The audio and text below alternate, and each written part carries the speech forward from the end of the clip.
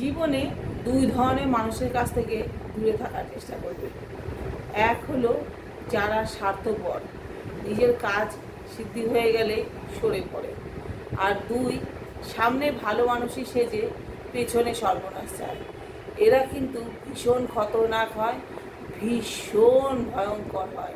এই জন্য এইসব মানুষের কাছ থেকে দূরে থাকলে তবে নিজে সুখে থাকতে পারবে, শান্তিতে থাকতে পারবে।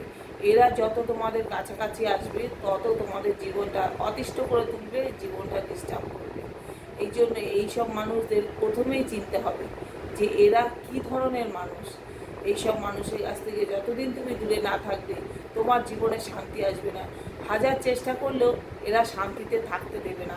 এরা এই ধরনেরই, মানুষকে ডিস্টার্ব করা, মানুষের ক্ষতি করা এদের ধর্ম। তাই জন্যে মানুষকে আগে চিনতে শেখো, এইসব মানুষের কাছ থেকে দূরে থাকো।